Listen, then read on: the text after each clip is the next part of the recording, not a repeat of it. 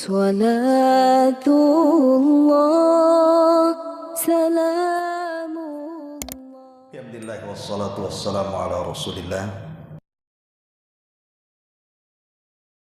wala hawla wala quwata illa billahi wa ba'd. Alhamdulillah untuk bertalabul ilmi, tak lupa salawat teriring salam kita hadiahkan kepada Rasul kita Nabi besar Muhammad sallallahu alaihi wa alihi wasallam. Karena kita bertepatan dengan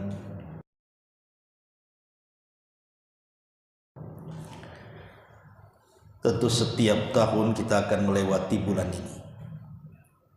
Dan apabila kita sampai di bulan Rabiul Awal, ingatan kita pasti mengingat sejarah Nabi sallallahu alaihi wasallam. Jadi malam ini kita akan kembali mengulas tentang yang terjadi di bulan Rabiul Awal, di mana 3 peristiwa ini meringkas seluruh sirah Nabi dari awal sampai akhir, dan itu semua terjadi di bulan Rabiul Awal. Makanya setiap Rabiul Awal, maka banyak para ustadz, para dai yang kemudian mereka mengingatkan kita tentang sejarah Nabi. Dan memang harus kita ulang-ulang, karena salah satu pertanyaan kelak di kubur itu salah satunya adalah siapa Nabi. Bahkan di zaman Rasul ada seorang sahabat namanya Sa'ad bin Abi Waqqas radhiyallahu anhu, dia mengatakan, kami mengajarkan atau mengingatkan tentang peperangan di zaman Nabi sallallahu alaihi wasallam kepada anak-anak kami seperti kami mengajarkan Quran. Jadi para sahabat itu setelah meninggalnya Rasul, mereka menceritakan tentang kisah pengalaman perang-perang mereka. Bagaimana di Uhud, bagaimana di Badar, bagaimana di Hunain, di Ahzab, dan begitu seterusnya. Seperti para sahabat mengajarkan Quran kepada anak-anak mereka. Saking pentingnya belajar sejarah, itu maksudnya. Apa istilahnya, jas merah, jangan lupakan sejarah. Ma'asyiral muslimin yang dimuliakan Allah Azza wa Jalla, lalu 3 sejarah besar ini yang merangkum seluruh kehidupan Rasul apa yang terjadi di bulan Rabiul Awal itu. Pertama, ma'ruf, kelahiran Nabi sallallahu alaihi wasallam. Yang kedua, hijrahnya Nabi sallallahu alaihi wasallam, dan yang ketiga, wafatnya Nabi sallallahu alaihi wasallam. Inilah 3 peristiwa yang semua terjadi di bulan Rabiul Awal. Lahir, hijrah, dan wafat. Awal, tengah, dan akhir. Ma'asyiral muslimin, mengutip tentang kelahiran Nabi sallallahu alaihi wasallam, sepakat artinya para ulama sejarah bahwa Nabi sallallahu alaihi wasallam lahir di hari Senin, kemudian di tahun gajah. Ini yang disepakati. Jadi harinya disepakati, tahunnya disepakati. Yang diperselisihkan para ulama adalah tanggal dan bulannya. Karena ada yang mengatakan Rasul itu lahir di tanggal 2, ada yang mengatakan lahir di tanggal 8, ada yang mengatakan lahir di tanggal 12, ada yang mengatakan lahir di tanggal 18, ada juga yang mengatakan lahir di tanggal 21. Di bulan apa? Mayoritas para ulama sejarah lahir di bulan Rabiul Awal. Tetapi ada juga yang berpendapat seperti Imam Ibnu Hazm mengatakan lahir di bulan Ramadan. Tapi pendapat Imam Ibnu Hazm dibantah banyak ulama, sehingga pendapat yang masyhur Nabi SAW lahir di bulan Rabiul Awal, dan yang masyhur tanggalnya adalah tanggal 12. Berarti hari Senin tanggal 12 bulan Rabiul Awal tahun gajah. Itu yang disepakati secara pendapat yang masyhur. Ma'asyiral muslimin yang dimuliakan Allah Azza wa Jalla, dalam Al-Qur'an Allah Subhanahu wa taala berfirman, "Qul bi fadlillahi wa bi rahmatihi fabidzalika falyafrahu huwa khairun mimma yajma'un." Katakan, karena karunia dan rahmatnya,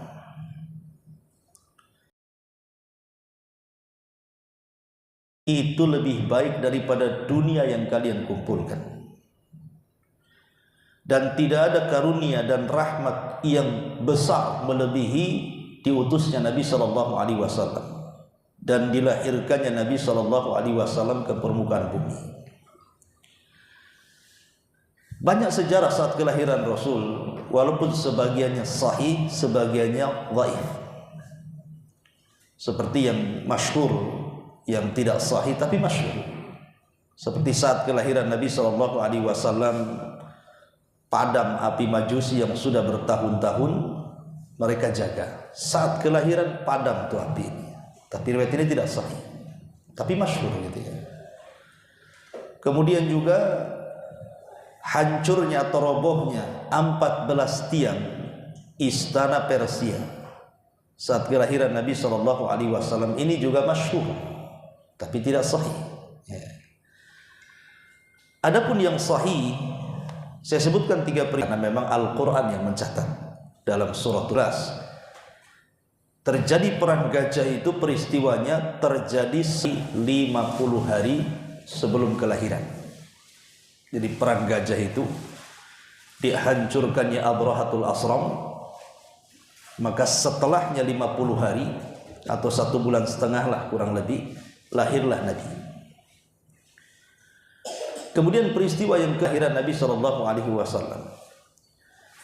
Kemudian yang ketiga, saat Nabi SAW dilahirkan, Aminah melihat ada cahaya yang terpancar dari rahimnya memancar ke arah Persia dan Romawi. Ini jelas riwayatnya gitu ya. Dan disebut irhasat, keanehan-keanehan saat kelahiran Nabi sallallahu alaihi wasallam. Termasuk juga Allah memfungsikan bintang untuk melempari syaitan, sehingga dibuat meteor-meteor yang melempar setan, sehingga setan tidak bisa lagi mencuri dengar berita yang ada di langit. Nah, itu semua keajaiban yang Allah Subhanahu wa taala ciptakan karena akan lahir seorang nabi yang kelak akan menjadi penutup para nabi, bahkan pemimpinnya para nabi dan rasul. Rasul kita Muhammad sallallahu alaihi wasallam. Ma'asyiral muslimin yang dimuliakan Allah Subhanahu wa taala, bahkan setelah terjadi perang gajah, Allah Subhanahu wa taala membuat keamanan secara mutlak di negeri Mekah. Tidak ada negeri yang lebih aman di zaman itu kecuali negeri Mekah. Bahkan kalau orang Mekah itu melakukan safar baik ke Syam ataupun ke Yaman, tidak ada satupun manusia berani mengganggunya. Itulah yang disebutkan dalam surah Quraisy, li'ila fi Quraisyin ila fihim rihlatas syita. Syita kemana? Ke Yaman. Saif itu artinya liya'budu rabb hadzal bait, sembahlah Rabb pemilik al-bait, Baitullah. Kenapa? Karena dia sudah memberikan keamanan, wa amanahum min khauf, keamanan dari rasa takut. Jadi orang-orang Mekah kemana itu nggak diganggu. Kenapa nggak diganggu? Karena akan lahir seorang nabi. Maka betul saat orang-orang Yahudi Madinah melihat bintang Ahmad, kemudian para padri Yahudi itu berkumpul dan memastikan malam itu harus ada orang lahir dari kalangan Yahudi, tetapi tidak ada satupun keluarga Yahudi yang lahir di Madinah. Keesokan harinya mereka mendengar dari arah Mekah ada yang lahir di Sallallahu Alaihi Wasallam, sehingga padri-padri mengatakan qad dhahabat nubuwatu Bani Israel, sungguh telah hilang kenabian Bani Israel dan berpindah kepada Bani Ismail, maksudnya orang Arab. Dari sejak itulah Yahudi hasad sehingga memerangi Rasul dan para sahabat. karena tidak terima, kenapa enggak dari kami yang ratusan tahun menunggu di Madinah kelahirannya, rupanya diambil pula oleh orang-orang Arab. Sampai hari ini Yahudi hasadnya luar biasa kepada kaum muslimin. Ma'asyiral muslimin yang dimuliakan Allah Subhanahu wa taala. Ketika Nabi sallallahu alaihi wasallam lahir, tadi saya sebutkan harinya hari Senin, di waktu duha hari Senin. Kemudian tanggal 12 bulan Rabiul Awal tahun gajah, Rasulullah SAW lahir. Maka saat Nabi SAW lahir, wanita yang pertama menyusui tentu ibundanya Aminah. Tapi karena susunya kurang baik, akhirnya kemudian disusukan kepada Thuwaibah. Thuwaibah ini budaknya Abu Lahab. Kemudian karena kebiasaan orang-orang Mekah ini tidak mau meletakkan bayi-bayi mereka di kota. Ingat, tidak ada satupun nabi orang desa ya. Semua nabi itu orang kota. Bukan merendahkan desa, tidak. Tapi tidak ada semua nabi yang lahir di desa. Semua nabi itu lahir di kota, termasuk Nabi sallallahu alaihi wasallam, ya. Jadi kebiasaan orang kota itu biasanya menitipkan bayi-bayi mereka di desa dengan beberapa alasan. Satu, untuk kesehatan, karena di kota itu banyak wabah di zaman itu. Kemudian yang kedua, untuk supaya bahasa Arabnya itu murni, tidak tercampur aduk, karena di kota sudah terkontaminasi bahasa lain, ya.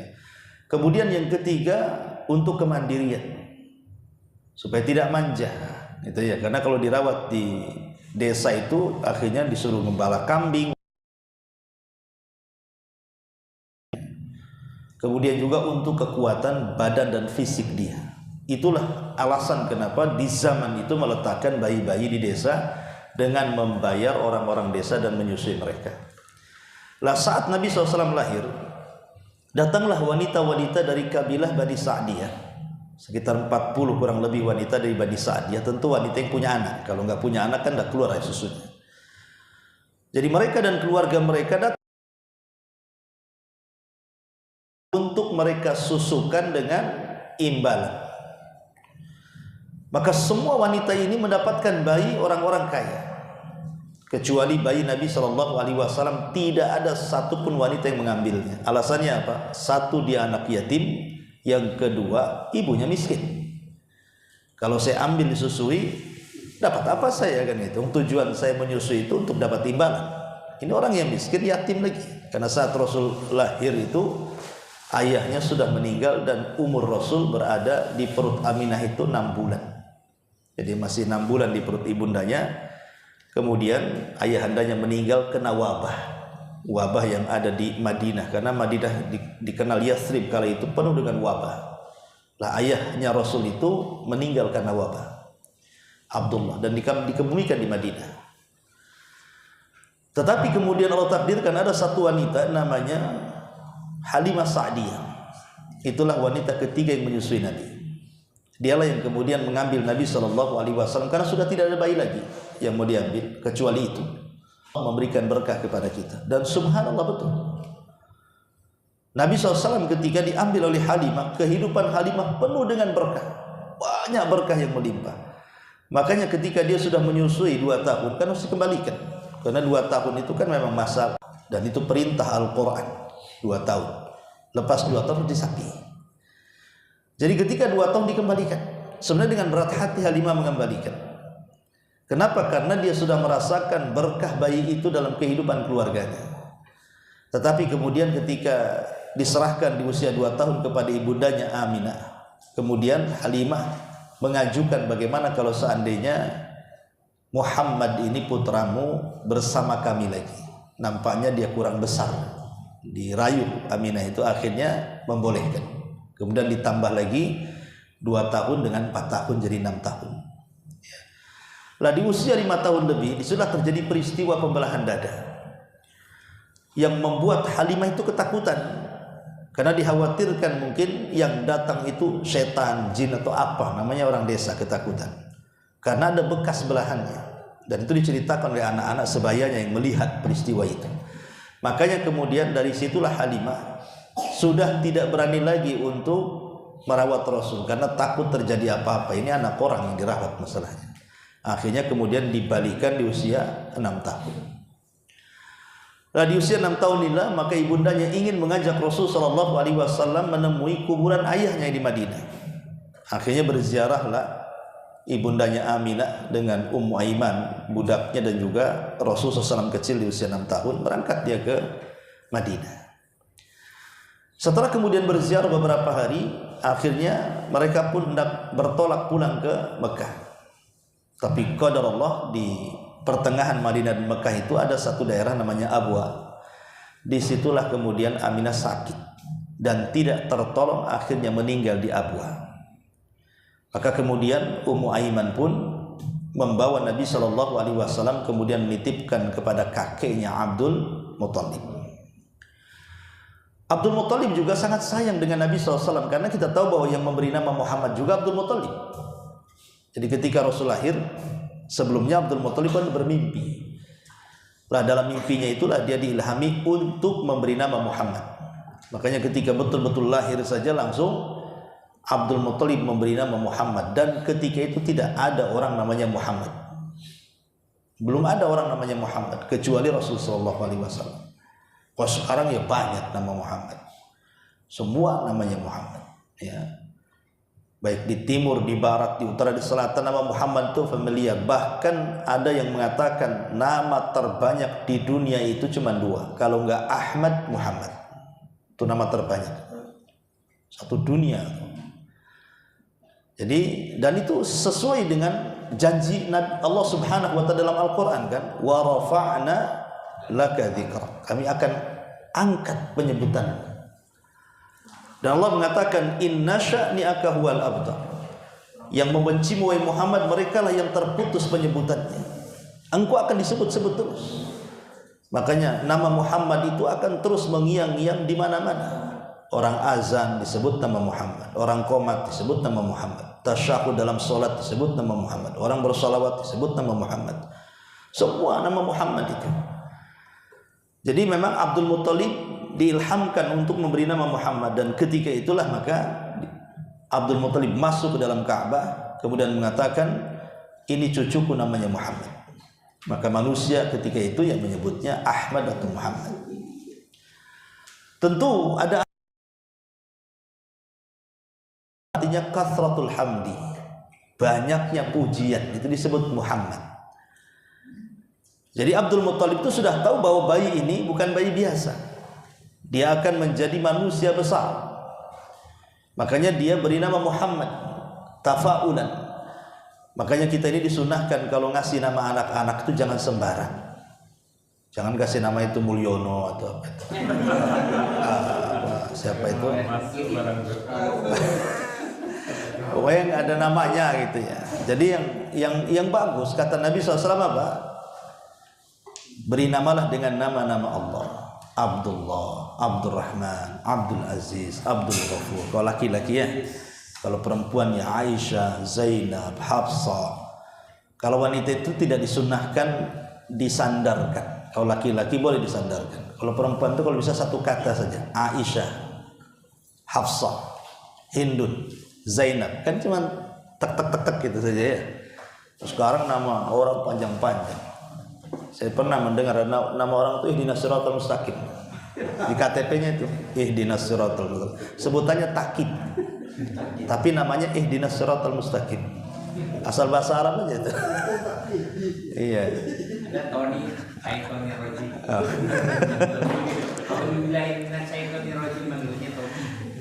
Intinya bahwa kasih nama yang bagus. Makanya Abdul Muthalib itu ngasih nama yang baik, Muhammad. Makanya sejak itulah orang-orang Quraisy menyebutnya Muhammad. Ya. Tapi sayang kemudian Abdul Muthalib tidak lama, karena sudah sepuh. Kemudian hanya 2 tahun merawat Nabi SAW, kemudian meninggal. Satu anaknya namanya Abu Thalib. Sebenarnya anak Abdul Muthalib itu banyak, ada 10. Dan banyak yang kaya juga gitu. Lah yang paling miskin di semua paman yang paling miskin itu sudah miskin, banyak anak lagi Abu Thalib itu. Tapi kenapa Abdul Muthalib malah sebelum wafatnya mewasiatkan kepada Abu Thalib untuk merawat Rasul? Tentu ada alasan Abdul Muthalib. Alasannya karena antara ayahanda Rasul Abdullah dengan Abu Thalib itu satu bapak satu ibu, saudara kandung. Sementara paman-paman Rasul itu hanya satu bapak lain ibu. Itu masalahnya. Dan secara emosional juga kan tentu lebih dekat yang saudara kandung dibandingkan saudara seibu. Maka itulah alasan Abdul Muthalib kemudian menyerahkan Rasul kepada Abu Thalib. Apalagi memang Abu Thalib sendiri pemimpin Arab, dikenal, disegani dibandingkan paman-paman Rasul yang lainnya. Makanya kemudian Rasul dititipkan kepada Abu Thalib. Dan subhanallah, wasiat ayahandanya Abdul Muthalib itu betul-betul dilaksanakan. Abu Thalib sangat menyayangi Nabi SAW melebihi anak-anaknya sendiri. Sampai dia tidak mau jauh daripada Nabi. Sampai ketika Rasul di usia 12 tahun saja, Abu Thalib hendak mengadakan kafilah dagang itu, dia berat untuk meninggalkan Nabi. Akhirnya terpaksa dibawa. Ya, sekalian diajarkan untuk berniaga. Karena memang perniagaan bagi bangsa Quraisy itu memang sudah kebiasaan waris mewarisi, bahkan sudah mengakar dan mengurat gitu ya, sampai ke anak-anak kecil. Jadi hampir semua anak-anak kecil di zaman itu pengen menjadi pengusaha, pengen menjadi pedagang gitu, karena semua bapak buyutnya seperti itu. Jadi ketika kemudian Nabi SAW berangkat ke Syam, qadarullah kemudian di tengah jalan dihadang oleh seorang pendeta namanya Buhairah. Pendeta ini dikenal dalam sejarah itu orangnya ekstrim. Dari semua pendeta yang lain dia agak keras tuh. Alirannya keras sendiri Buhairah ini. Sehingga diusir dari gereja. Karena dia mempelajari dunia perdukunan. Buhairah ini bukan hanya sekedar pendeta, tapi juga dia ada ilmu-ilmu dukunan. Sehingga dia punya ramalan tentang Nabi SAW, kemunculan Nabi. Makanya dia diusir dari gerejanya. Kemudian dia membuat kemah di tepi jalan yang biasa dilalui oleh kafilah-kafilah dagangnya orang Arab. Makanya ketika ramalannya sudah mendekati bahwa ini harusnya dalam hari-hari ini harus terjadi ramalan ini, melihat ada kafilah dagangnya Abu Thalib, biasanya dia cuek saja. Kalau ada kafilah dagang orang Mekah ya mau lewat lalu lalang pun tidak pernah disapa gitu. Tapi qadarullah pula ketika kafilahnya Abu Thalib lewat, tiba-tiba dicegat, kemudian dijamu makan di rumahnya, kemudian bertanya, apakah sudah lengkap? Kata Abu Thalib, belum, ada anak saya, dia tidak di sini, dia di sana sedang menunggu dagangan kami. Kata Buhairah, panggil dia.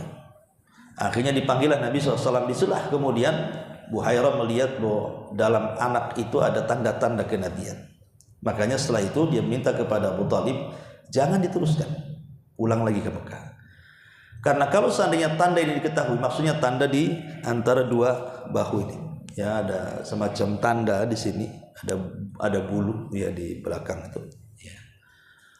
Tapi bukan panu, ya. Itu tanda kenabian.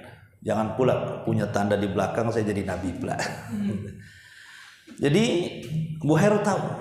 Makanya kemudian diyakinkan dengan pertanyaan kepada Abu Thalib, apakah anak ini masih ada bapak? Kata Abu Thalib, saya bapaknya. Kata pendeta ini, kadzab, dusta kan. Anak ini tidak punya bapak katanya kan. Tahu dia. Ya. Kemudian dibiarkan beberapa hari di rumah Buhairah dan diteliti sama Buhairah itu.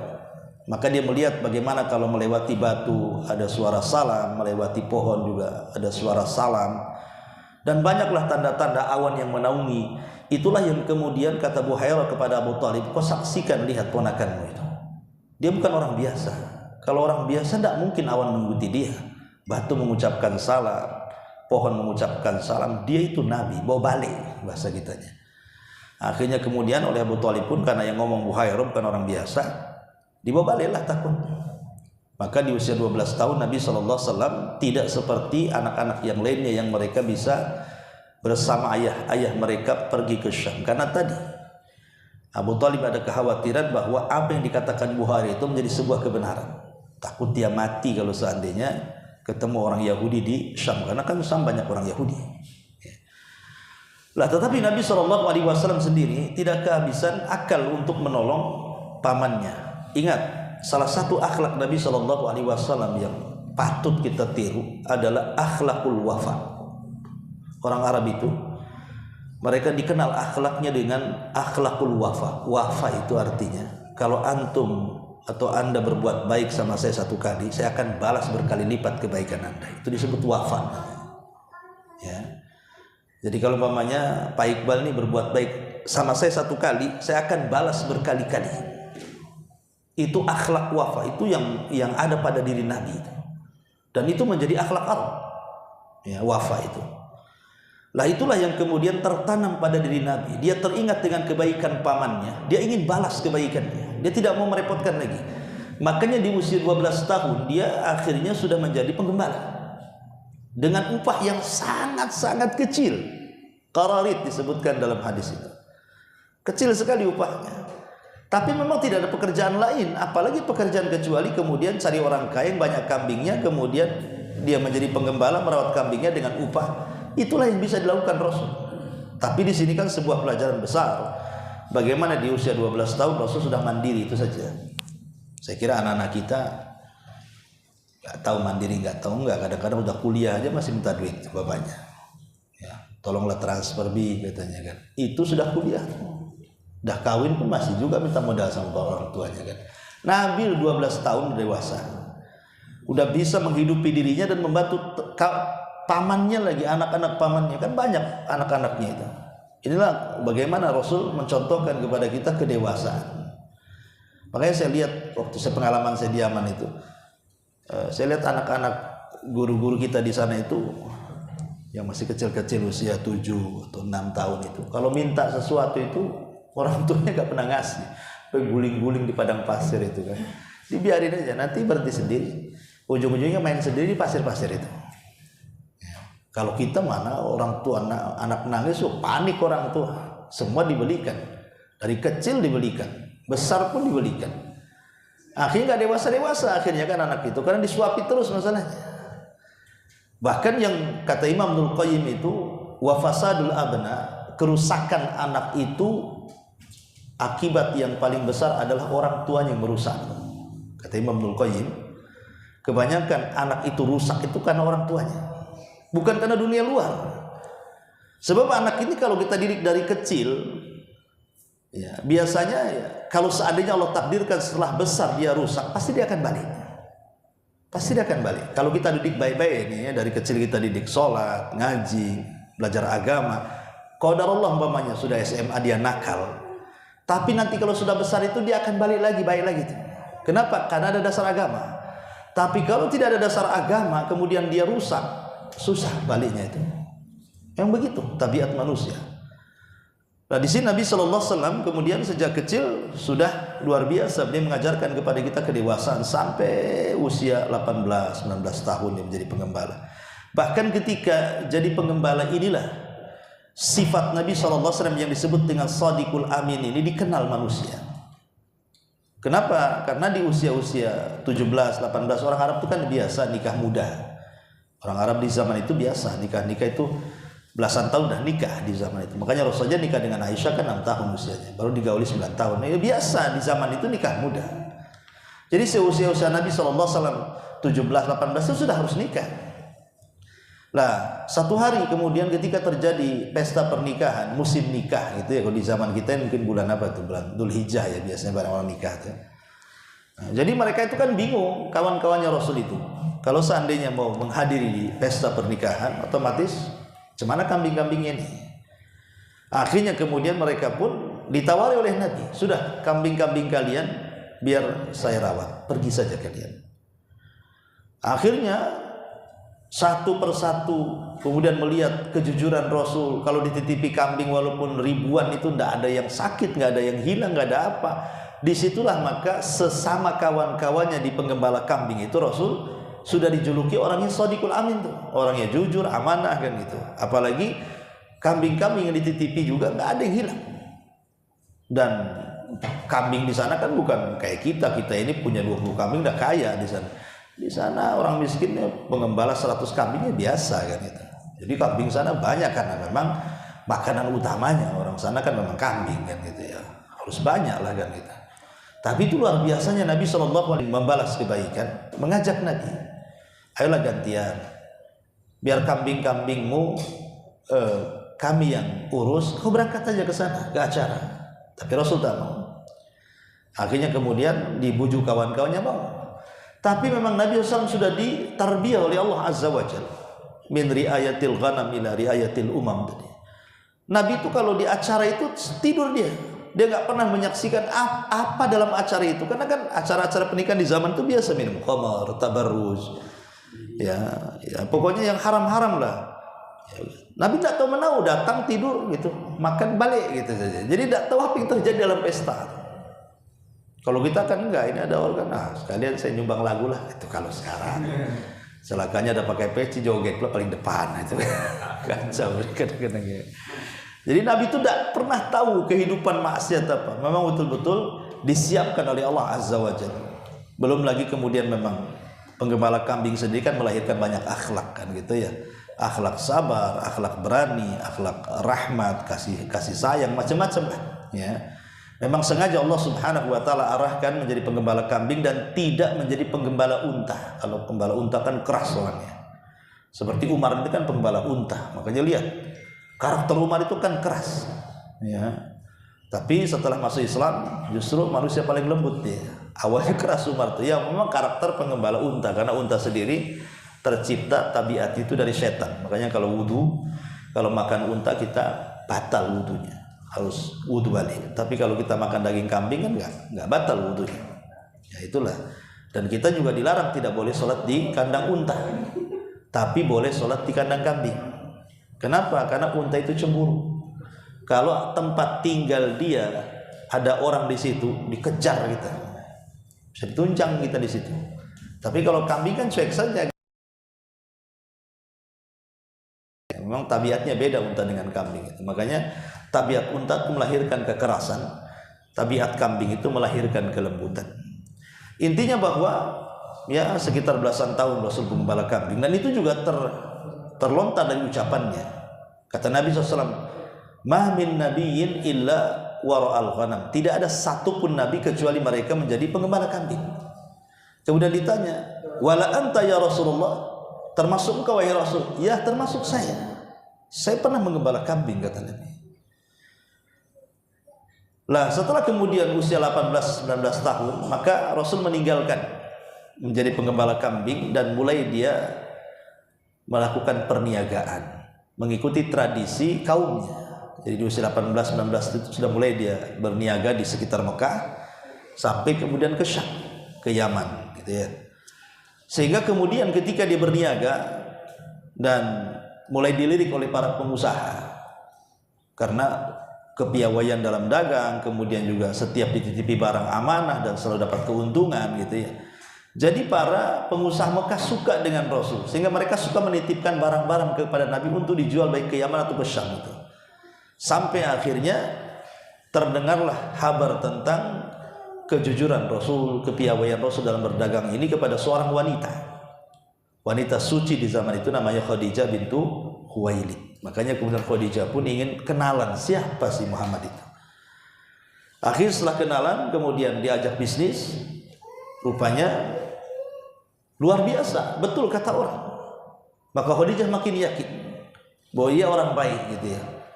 Tetapi tentu yang namanya orang baik itu kan tidak bisa dibuktikan kecuali dengan cara apa? Diajak safar.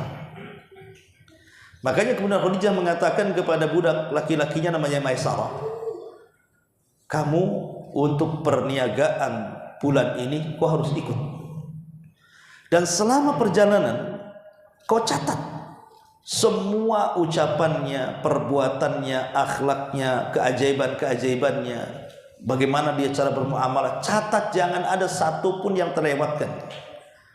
Karena kan namanya safar itu dalam bahasa Arab itu disebut yusfir tabi'ata ar-rijal. Kenapa safar disebut safar? Safar itu bahasa Arab. Karena safar itu artinya menampakkan tabiat seseorang. Makanya kalau kita ini, kalau masih di Batam saja, ya ketemu Jeselo kadang masih senyum, diajak ngopi, masih ngobrol. Coba ajak safar berdua, entah ajak umroh, entah ajak kemana saja. Nanti kalau memang dia memang orang gak bagus, itu tabiatnya itu akan nampak tuh. Tabiatnya itu, apakah dia pemarah, nampak tuh nanti tuh. Apakah dia bakhil, apakah dia suka nolong kawannya, apakah dia egois, nanti nampak ketika safar itu. Subhanallah ya, makanya kenapa safar disebut safar, karena yusfir, menampakkan tabiat seseorang. Tapi kalau memang orang baik, baik ketika dia mukim ataupun safar, dia tetap baik. Contoh Abdullah bin Mubarak. Abdullah bin Mubarak ini dia kan orang kaya raya. Abdullah bin Mubarak itu dia ulama besar di zaman itu, bahkan dia menggaji 500 ulama. Dia ulama dunia menggaji ulama, Abdullah bin Mubarak itu. Dan kekayaannya di Irak itu mungkin kalau dibagi-bagi itu cukup mungkin 1/3 penduduk Irak. Saking kayanya Abdullah bin Mubarak itu. Makanya 500 ulama digaji dia. Dia sendiri ulama menggaji ulama. Jadi Abdullah bin Mubarak ini setiap tahun dia akan mengajak orang untuk haji. Dia yang danai. Jadi dia mencari orang-orang miskin, para ulama, pokoknya orang-orang baik, direkrut dia, ayo haji, saya yang danai. Tapi syaratnya 3, katanya. Pertama, saya yang jadi amirnya. Yang kedua, saya yang memasakkan semua kebutuhan kalian sepanjang jalan. Gitu. Kemudian saya juga yang mencucikan pakaian-pakaian kalian, mulai dari berangkat sampai pulang. Ada orang kayak gini, udah ngasih uang, danai, dia jadi pelayan selama sepanjang jalan kan. Pulangnya gitu, itu syaratnya kalau mau safar dengan Abdullah bin Mubarak. Kalau antum safar dengan saya, antum yang belikan tiket kan itu. Kalau ini enggak, saya yang belikan tiket. Dan sepanjang jalan kebutuhan kamu, saya yang topang. Jangan uang sesen pun keluar. Itu syaratnya Abdullah bin Mubarak tuh, kalau ngajak safar itu. Dan yang diajak bukan 1-2, banyak kan gitu ya. Nah, itulah luar biasa jam safar, cari orang kayak gini. Kira-kira siapa di sini? Nah itulah makanya kemudian Nabi SAW ketika ditemani oleh Maisarah, subhanallah, disitulah Maisarah melihat akhlak Nabi. Dia bagaimana menghargai orang, padahal dia budak tapi dihargai Nabi. Kemudian juga keanehan-keanehan yang luar biasa. Ya sepanjang jalan seperti awan terus menaungi, kemudian babatuan mengucapkan salam, pohon mengucapkan salam. Sampai ketika di Syam dia juga berjumpa dengan seorang pendeta. Kata pendeta ini kepada Maisarah, wahai Maisarah, itu siapa yang bersamamu itu? Kata Maisarah, itu relasi bisnis tuan saya Khadijah, namanya Muhammad. Kenapa emangnya? Kemudian pendeta ini mengatakan, tahu enggak, tidak ada manusia yang duduk di pohon itu katanya, kecuali dia seorang nabi. Kata pendeta itu. Disitulah Maisarah kaget gitu ya. Karena ketika pendeta mengatakan tidak ada yang duduk di bawah pohon itu kecuali seorang nabi, itulah yang kemudian dilaporkan kepada Khadijah. Jadi sang pendeta kepada Maisarah itu, bahwa orang ini akan jadi nabi. Disitulah timbul kecintaan Khadijah kepada Rasul. Makanya kemudian dia mengutus Nafisah untuk mengatakan, datanglah kepada anak muda itu Muhammad, mau nggak nikah dengan saya? Akhirnya kemudian Nafisah pun bicara dengan Rasul, mau nggak menikah? Kata Rasul, dengan siapa? Dengan Khadijah lah, dengan siapa lagi? Tetapi sekali lagi Rasul itu memiliki sifat wafa. Dia mengatakan, hatta asta'dzina ammi, tunggu saya izin pamanku dulu, Abu Thalib. Itu wafat namanya. Ya, dia walaupun ayahnya sudah meninggal, tapi dia ingin menghargai pamannya, tetap dia minta izin. Sebagaimana ketika dia juga diajak dagang oleh Khadijah, tidak langsung diiyakan. Dia mengatakan kepada pamannya, bolehkah saya berniaga dengan Khadijah? Kata pamannya, boleh. Boleh. Kata pamannya, tidak. Enggak. Nah, termasuk juga ketika kemudian ditawarkan mereka dengan Khadijah, dia mengatakan, hatta asta'dzina ammi, tunggu dulu sampai saya minta izin sama pamanku. Ketika pamannya mendengar, bahagia sekali kan itu. Akhirnya kemudian pamannya mengatakan, baik kalau gitu saya melamarkan. Akhirnya kemudian Abu Thalib datang ke rumah Waraqah ibn Naufal, kan itu kerabatnya Khadijah. Kemudian dilamarkan kepada Waraqah bahwa Rasul akan menikahi Khadijah. Maka terjadilah pernikahan pertama yang memuliakan wanita di zaman itu. Di zaman itu nikah kemudian membuat walimah dengan menyembelih kambing. Di zaman itu belum ada walimah, tapi Rasul membuat walimah, makan-makan. Kemudian maharnya ada yang mengatakan 20 ekor unta, ada yang mengatakan 40 ekor unta dengan 400 dirham. Dan itu mahar yang luar biasa di zaman itu. Karena wanita di zaman itu kan tidak ada harganya. Di zaman jahiliyah itu, kalau punya anak wanita lahir saja kadang-kadang dikubur hidup-hidup gitu ya, saking bencinya dengan wanita. Tapi dengan Nabi SAW memuliakan seorang wanita, itu menjadi sejarah baru di Arab itu. Bagaimana seorang wanita dihargai, padahal belum jadi Nabi. Nah, sejak itulah kemudian, karena Khadijah saking yakinnya dengan suaminya, Nabi SAW, Khadijah itu kan sudah menikah 2 kali dan punya anak, tapi tidak diceritakan dalam sejarah gitu ya. Hanya diceritakan menikah dengan Nabi dan anak-anaknya Nabi saja. Tapi menikah dengan Abu Halah, suami yang pertama, dan satu saya lupa, dengan ada juga anak-anaknya, ini tidak diceritakan dalam sejarah. Tapi yang jelas bahwa ketika Khadijah menikah dengan Rasul, dia sangat yakin dengan Rasul sehingga dia serahkan seluruh kekayaannya kepada Rasul. Ini kalau bahasa kita, ini uang di ATM ambil, ini rumah untukmu, ini kebun untukmu, ini semua kekayaan untukmu. Jadi saking yakinnya Khadijah kepada Rasul, semua kekayaan diserahkan kepada Rasul. Jadi dia murni jadi ibu rumah tangga.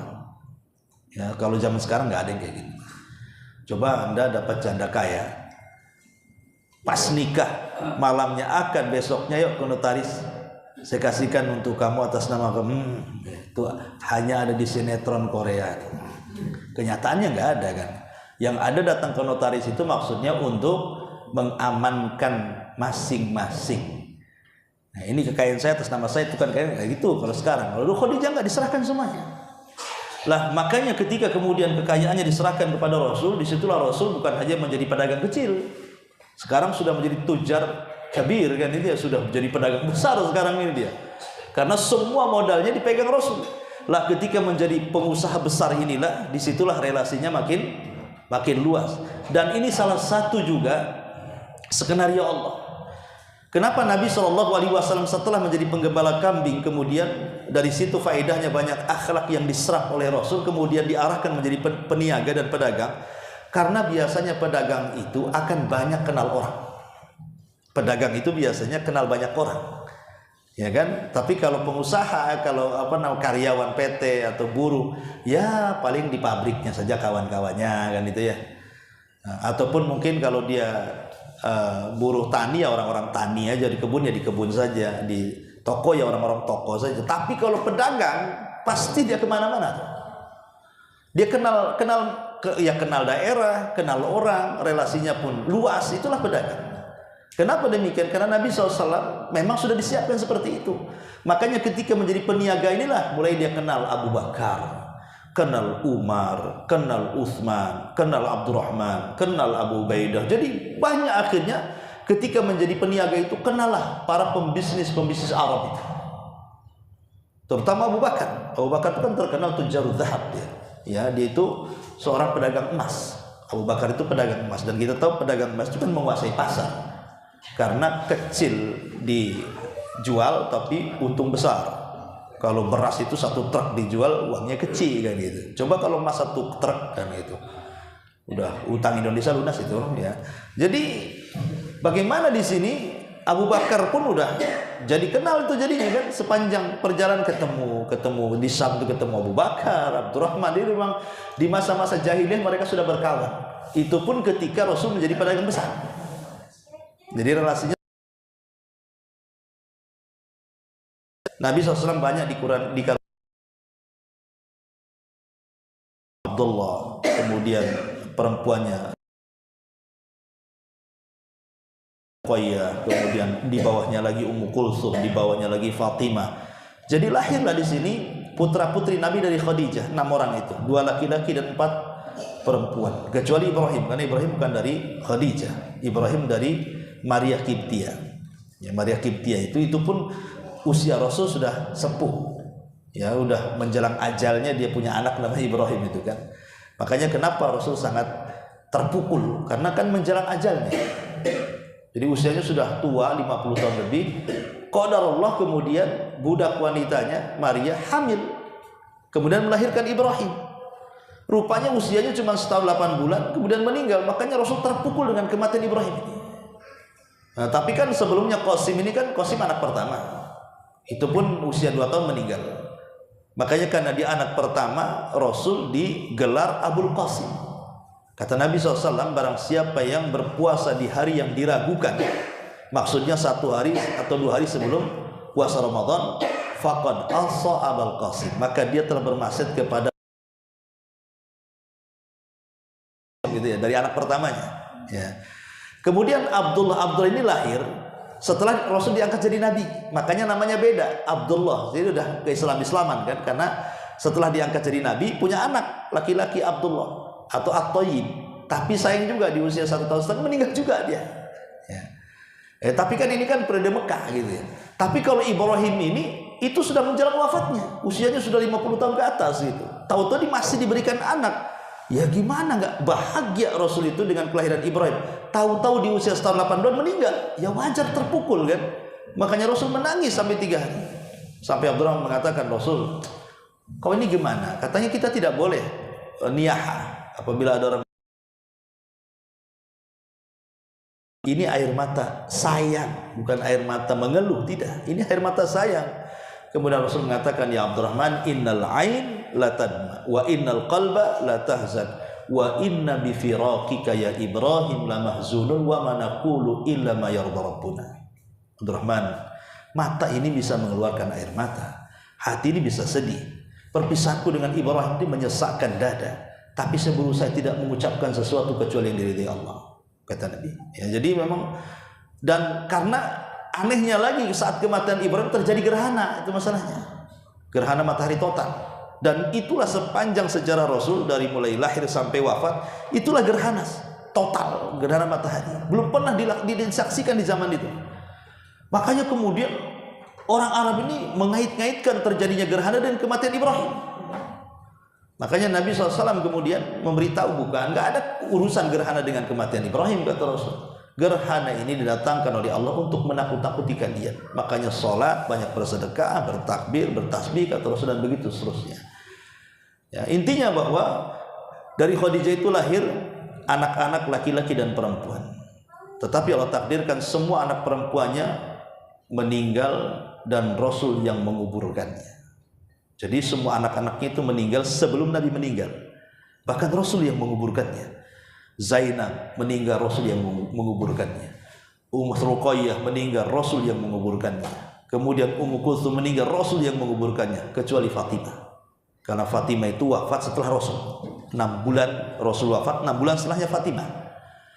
Tapi selain Fatimah itu meninggal sebelum Rasul meninggal. Dan ini musibah terbesar ya.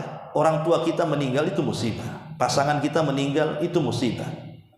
Ya, ada juga yang enggak musibah, memang sengaja kapan meninggal atau meninggal, bisa kawin lagi, bahasanya seperti itu. Ya, tapi kalau anak yang meninggal ini musibah lebih besar. Gimana anak itu? Karena anak itu kan sama dengan orang tua, nggak ada bekas. Kalau istri masih ada bekasnya, itu bekas istri saya itu. Kalau anak kan nggak ada bekas, memang. Bagaimana di sini Rasul diuji dengan kematian anaknya? Kalau dulu Ibrahim diuji oleh Allah untuk menyembelih Ismail, kemudian disembelih, tapi kan nggak mati Ismail.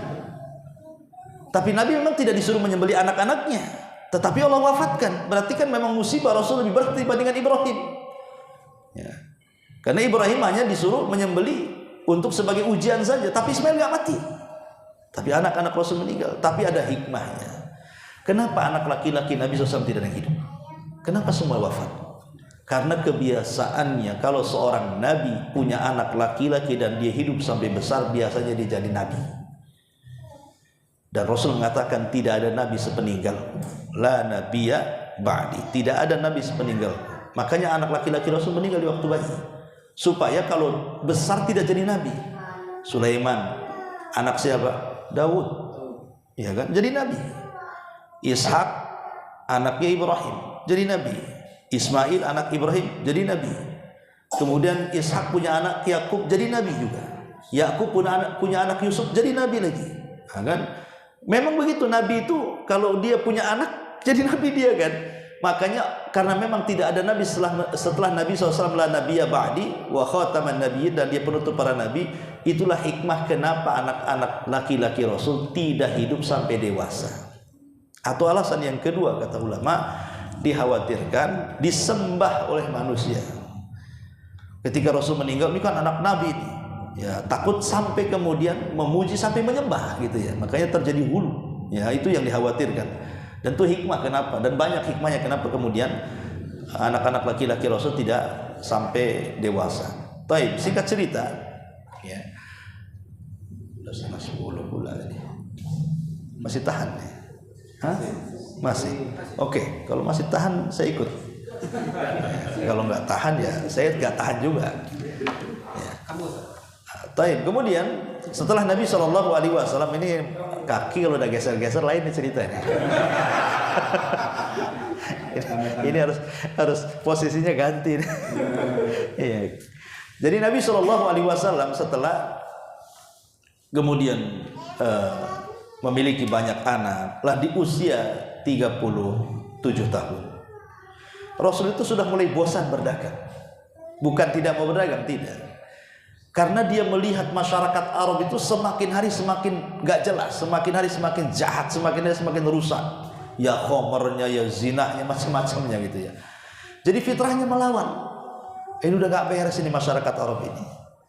Sehingga dia gak kerasan di lingkungan masyarakat Arab itu. Makanya kadang-kadang setahun sekali, sebulan, di bulan Ramadan itu beliau keluar.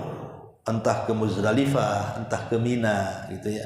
Selama 3 tahun berturut-turut, dari umur 37 sampai 40 tahun itu, tiap tahun dia pindah-pindah tempat tuh, cari tempat untuk tafakur. Sampai persis ketika di usia 40, sebelum 40 kurang 6 bulan ya. Maka Nabi SAW dibuat peristiwa aneh oleh Allah, karena disebutkan dalam Sahih Bukhari dalam bab pertama itu ada namanya, kalau antum buka Sahih Bukhari ada namanya bab bagaimana cara wahyu turun, bab kaifa badil wahyi. Kemudian dikisahkan tentang hadis Aisyah yang panjang sekali di situ. Aisyah radhiyallahu anha menceritakan bahwa Nabi itu 6 bulan sebelum diangkat jadi Nabi selalu bermimpi. Mimpinya aneh karena mimpinya seperti falak subuh. Jadi kalau malam bermimpi kok jadi kenyataan mimpinya tuh. Dan ingat, mimpinya para Nabi itu wahyu. Ya kalau mimpi kita kan wangsit ya, atau mimpi, tapi mimpi bagi kita kan ada 3 macam ya. Kalau mimpi baik itu datang dari Allah, ceritakan. Tapi bercerita kepada orang yang baik. Jangan dicerita kepada orang yang hasad dengan kita, tetap takwilnya jelek. Cerita kepada yang baik dengan kita, jangan yang hasad ya. Yang kedua ada mimpi buruk, itu dari setan. Nah ini jangan diceritakan, pasti tidak akan terjadi. Pokoknya dalam mimpi itu dia jatuh dari ketinggian, mati gitu kan, kemudian terbangun, oh masih hidup rupanya saya. Gak usah diceritakan sama orang, gak akan terjadi. Itu hanya mimpi saja, karena itu datang dari setan. Atau mimpi karena ghazwatul fikr, karena banyak pikiran, ya banyak utang, akhirnya kepikir, kok saya ditagih utang dalam mimpi ini. Ya, ini namanya banyak pikiran kan, akhirnya masuk mimpi. Nah, jadi mimpi itu macam-macam, tapi mimpi itu ada mimpi yang baik. Lah Rasul itu bermimpi seperti falak subuh. Lah dalam mimpi itu juga digambarkan bahwa dia itu akan menemukan sebuah gua, nanti di guanya akan didatangi oleh seseorang. Pokoknya betul-betul sudah direncanakan dalam mimpi itu. Jadi Rasul ketika terbangun itu hanya mengikuti alur mimpi saja dia. Dalam mimpi dia harus ke gua dia. Rupanya guanya ada di atas, namanya Gua Hira. Setelah dia pamitan dengan istrinya bawa perbekalan di bulan Ramadan yang cukup, maka dia ngikuti alur mimpinya, masuklah ke gua. Rupanya memang yang mengarahkan Allah gua itu, karena gua itu kan Gua Hira, kalau Anda pernah umroh kan tinggi tuh Gua Hira. Sekali dari situ. Kenapa Allah pilihkan tempat yang tinggi? Maknanya supaya Rasul akan diangkat baik secara hissi atau maknawi. Rasul itu akan diangkat secara hissi, fisik dia akan melebihi orang-orang yang ada di Mekah. Dan secara maknawi dia akan menyebarkan risalah Allah untuk penduduk Mekah dan ke semua manusia dan jinnya. Ya. Jadi ketika Nabi SAW dalam gua selama bulan Ramadan itu, ya memang terjadi khilaf ulama. Ada yang mengatakan tanggal 17 Ramadan tiba-tiba Jibril datang, ada yang mengatakan tanggal 21, 23, 25, 27, 29, tanggal ganjil di akhir Ramadan, persis sebelum waktu subuh, maka Jibril datang ke dalam gua. Dan itu sudah ada dalam mimpinya, maka Rasul nggak kaget. Tiba-tiba kemudian bersalaman memeluk Nabi SAW, kemudian mengucapkan salam. Tiba-tiba kemudian Jibril mengatakan, Iqra ya Muhammad, baca wahai Muhammad. Yang dipikirkan Nabi itu, Nabi gak bisa baca. Nabi nulis saja tidak bisa, baca saja tidak bisa. Makanya ketika Jibril mengatakan baca, memang sih gak bisa baca kan itu ya. Maka dia mengatakan ma'a Nabi qori, saya tidak bisa baca, kata Rasul.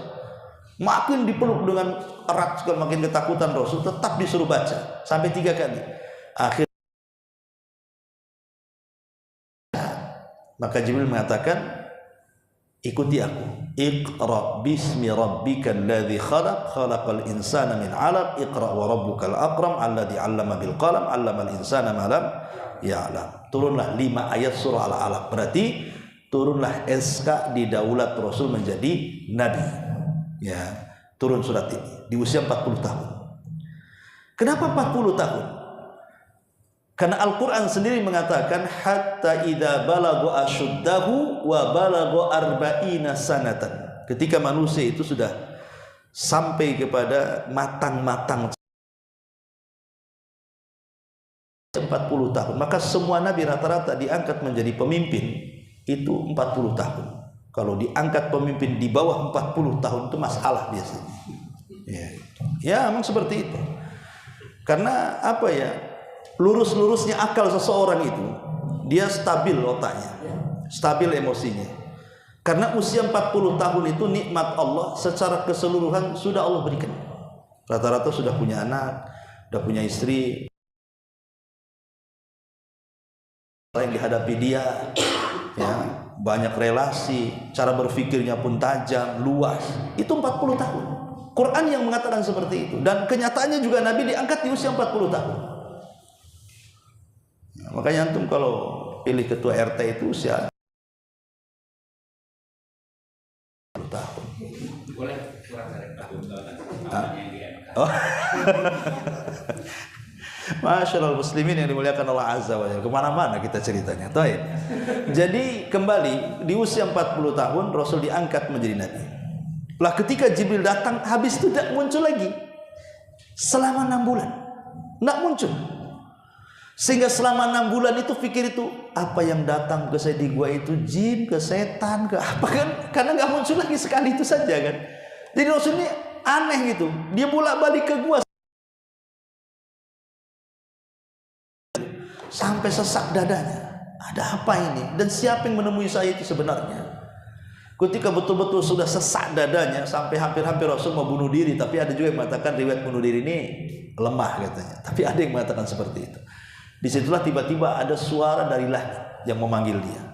Muhammad. Rasul nengok ke sini tak nampak orang. Muhammad. Nengok ke sini tak nampak, depan belakang tak ada pula nampak. Pas ke atas itulah terkejut rupanya. Dia melihat Jibril dalam bentuk asli yang memiliki 600 sayap, yang satu sayap terbentang saddal ufuk antara terbit dan terbenamnya matahari. Bayangkan saking besarnya itu. Jadi kalau nengok ke depan sayap, belakang sayap, samping kiri sayap, saking menutup ufuk. Ya gimana nggak ketakutan? Anda saja kalau lagi benerin got depan rumah, tiba-tiba ada ular piton 40 meter, apa nggak menggigil tuh? Ini besar lagi malaikat Jibril. Apa nggak menggigil Rasul kan? Ya lari kencang, sekencang-kencangnya lah dia. Udah nggak ingat siapa-siapa, kencang larinya Rasul sampai masuk ke rumah, sampai dia cari istrinya. Ya Khadijah, di mana ya Khadijah katanya. Tapi Khadijah wanita berakal. Ini suami lagi ketakutan, paham dia. Ketika Rasul mengatakan dathiruni, selimuti aku selimut. Kenapa minta selimut? Karena umumnya orang takut tuh kalau selimutan tuh kurang takutnya. Ya, jangan masuk kolong ranjang, ambil selimut. Dia kurang tuh. Apalagi istri di dalam pula kan gitu. Makin hilang takutnya. Khadijah masuk ke dalam selimut sambil membisikkan di telinga Rasul, wahai suamiku, peristiwa ini tidak mungkin menghinakan kamu. Karena kau ini orang baik, kau ini kalau ngomong jujur, kata Khadijah. Kok ini suka bersilaturahim, suka bantu, ya. Kok ini tidak melihat orang yang perlu dibantu kecuali kau bantu. Pokoknya semua kebaikan Rasul dibisikkan sama Khadijah. Ya, karena Rasul kan melihat makhluk, ini apa maksudnya kan, wajarlah ketakutan luar biasa. Ya, jangankan kalau kita lihat di masyarakat ya, orang awam lah kadang-kadang kan, pada malam-malam lihat sebelumnya belum ada burung hantu di atas genteng dia itu. Sekali tengok burung hantu di atas gentengnya, itu udah ketakutan. Jangan-jangan ada yang mati nih katanya. Jangan-jangan saya pula yang mati katanya malam ini. Kadang orang ketakutan kepada baru burung hantu saja, atau burung gagak atau apa kan, atau nabrak kucing aja udah ketakutan gitu rasanya. Lah gimana Jibril yang sebesar itu, ya wajar harus ketakutan. Makanya Khadijah itu pandai dia menghibur. Cukup sampai situ tidak, esoknya ayo kita kunjungi kerabat saya Waraqah ibn Naufal. Boleh jadi ada petunjuk dari dia. Akhirnya datang kepada Waraqah, diceritakan. Kata Waraqah ibn Naufal yang memang dia pakar tentang kitab-kitab gitu ya. Walaupun ketika berjumpa dengan Rasul sudah sepuh dan buta matanya. Waraqah menjelaskan apa yang terjadi. Dijelaskanlah. Dia ketemu makhluk yang memiliki sayap begini.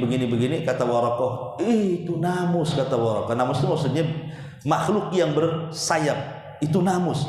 Namus itu pernah turun kepada Musa dan Isa. Ingat Khadijah, suamimu akan jadi nabi, jaga dia.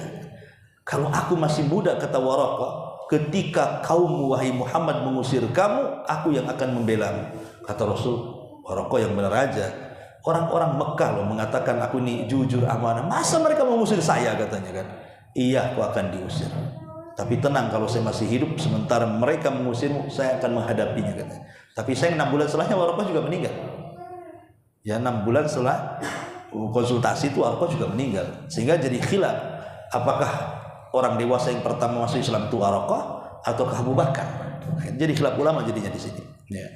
Intinya bahwa akhirnya Nabi betul-betul diangkat jadi Nabi. Kemudian setelah peristiwa 6 bulan setelahnya Rasul sedang tidur enak-enak, tiba-tiba malam-malam datang Jibril membangunkan Rasul. Ya ayyuhal muddathir, qum fa'anzir wa rabbaka fakabbir wa thiyabaka fatahhir wa rujza fahjur wa la tamnun tastakthir wa li rabbika fasbir.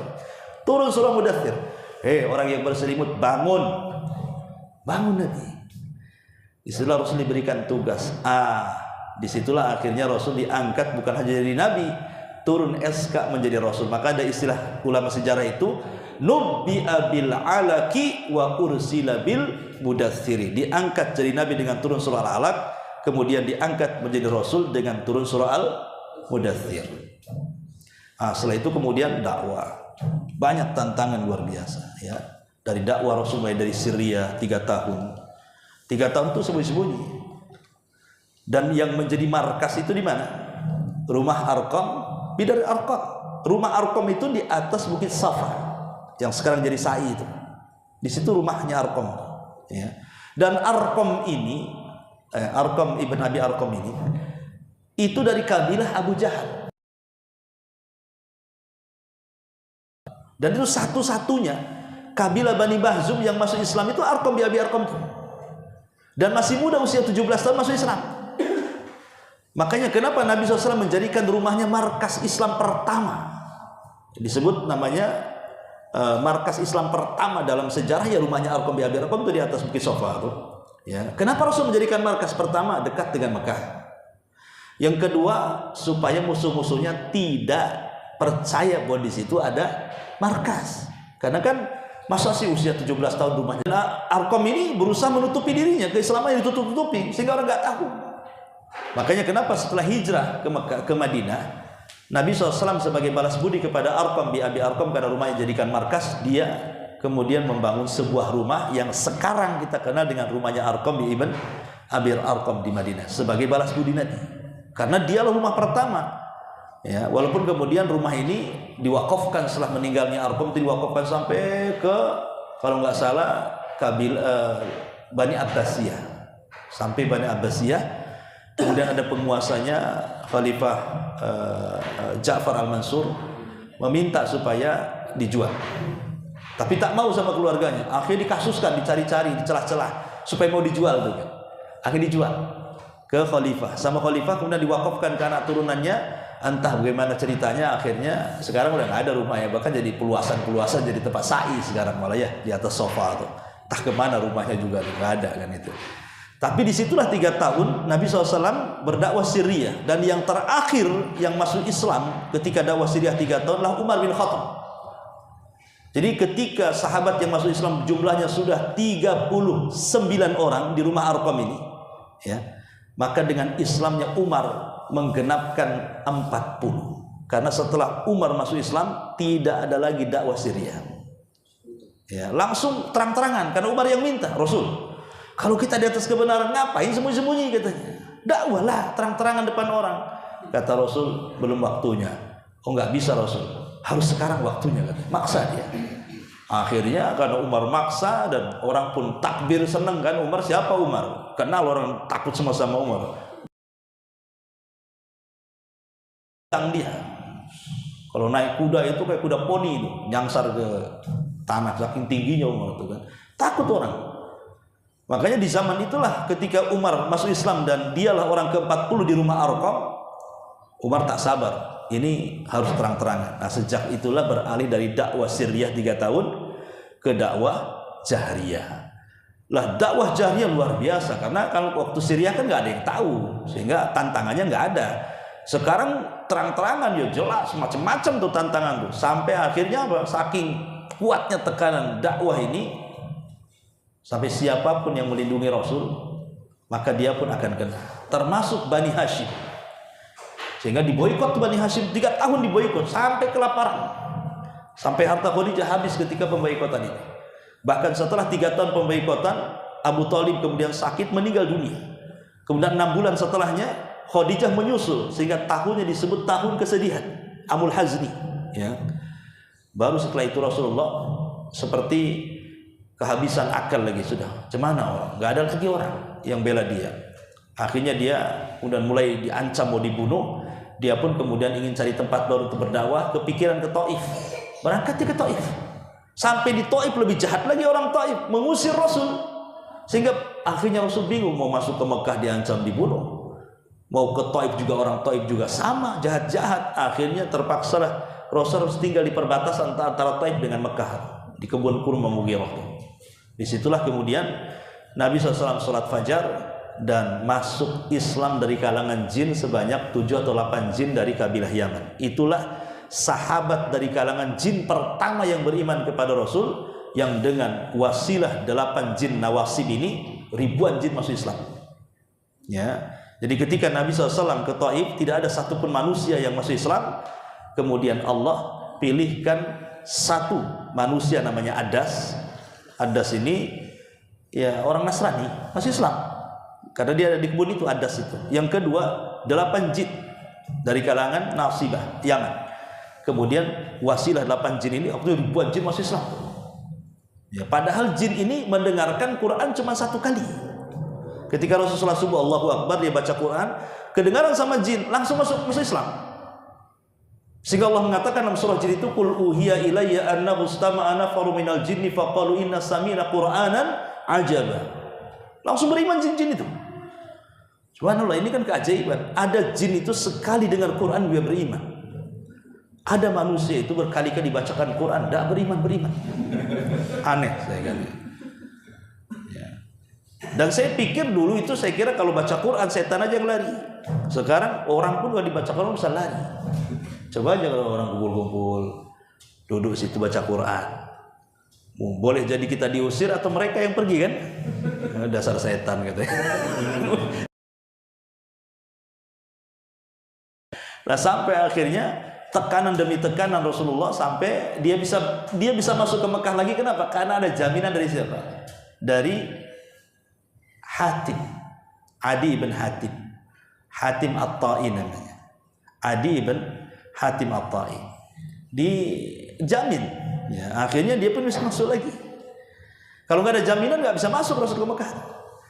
Lah sejak itulah Rasul akhirnya dakwah Syriah lagi karena nggak bisa lagi terang-terangan. Disitulah Rasul makin sempit sampai kemudian setahun sebelum hijrah Rasul ingin menghibur, Allah ingin menghibur Rasul, terjadilah peristiwa yang disebut Isra wal Mi'raj. perjalanan dari Mekah ke Palestina, Masjidil Aqsa, dari Masjidil Aqsa ke Sidratil Muntaha. Disitulah Rasul diperjumpakan dengan 7 nabi yang akan menjadi bekal dakwah dia. Di langit pertama Nabi berjumpa dengan Nabi Adam. Kenapa dijumpakan dengan Nabi Adam di langit pertama? Supaya Rasul paham, sebagaimana Adam hijrah dari sorga ke dunia, engkau juga akan hijrah dari Mekah ke Madinah. Yang kedua, naik ke langit kedua, berjumpa dengan siapa? Isa dan Yahya. Isa dan Yahya itu, Yahya dibunuh oleh siapa? Yahudi. Isa pun hampir dikepung Yahudi, kalau tidak diangkat ke langit, Isa pun akan jadi korban pembunuhan Yahudi. Artinya Rasul pun akan menghadapi orang-orang Yahudi. Kemudian naik lagi ke langit ketiga, berjumpa dengan Nabi siapa? Langit ketiga, Nabi, ada yang tahu? Langit ketiga, Nabi Yusuf. Berjumpa dengan Nabi Yusuf.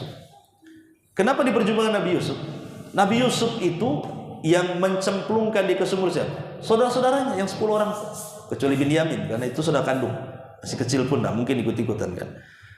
Artinya bahwa permusuhan dakwah itu yang paling kencang dari keluarga. Wajar, jangan sedih kalau Abu Lahab pamanmu itu kurang ajar. Yusuf juga saudara-saudaranya juga kurang ajar kan itu. Salah seperti itu, menghibur Nabi. Kemudian naik lagi ke langit keempat, berjumpa dengan siapa? Idris. Seolah-olah gini, kau berjumpa dengan Idris. Idris diangkat oleh Allah ke langit keempat. Engkau lebih tinggi daripada Idris, sampai ke Sidratul Muntaha lagi. Jangan khawatir, engkau akan ditinggikan, engkau tidak akan direndahkan orang. Naik lagi ke langit kelima, berjumpa dengan siapa? Harun. Harun itu lembut, orang yang disukai Bani Israel. Seolah-olah Rasul dapat pelajaran dakwah itu perlu lembut, jangan keras, nanti orang lari. Wa in kunta faddan ghalidul qalbi lan faddu min hawli. Naik lagi ke langit ke-6, berjumpa dengan Nabi Musa. Musa itu nabi yang paling sabar. Seolah-olah Rasul mengatakan saya harus sabar seperti Musa menghadapi Bani Israel. Terakhir berjumpa dengan Ibrahim, dan Ibrahim yang membangun Ka'bah. Seolah-olah Ibrahim mengatakan, nih Ka'bah sudah kubangun, kau makmurkanlah Ka'bah tuh. Akhirnya di antara syariat Rasul ada haji, ada umroh, macam-macam di situ kan. Jadi ada hikmah dari situ. Belum lagi kemudian dipertemukan dengan berbagai macam makhluk luar biasa di angkasa raya sana, sampai ke Sidratul Muntaha, sampai masuk ke surga, diperlihatkan neraka dengan peristiwanya, kemudian turun lagi. Itu sebagai hiburan untuk menenangkan Nabi Shallallahu Alaihi Wasallam. Akhirnya dari situlah setahun setelah hijrah, setahun setelah peristiwa ini, baru terjadi peristiwa hijrah. Inilah fase yang kedua di bulan Rabiul Awal adalah hijrahnya Nabi. Ya, saya ceritakan hijrahnya Nabi dari jam 10 ini. Nggak usah lah ya, karena saya juga udah begini, kakinya udah gini kan, udah kakinya maju mundur kayaknya udah bahaya nih. Ya. Wallahu alam. Saya kira insyaallah kita lanjutkan lagi kesempatan. Mudah-mudahan ada kesempatan kita buat tanya jawab lah, untuk ada waktu beberapa menit ke depan. Silakan kalau yang mau bertanya. Salatullah salam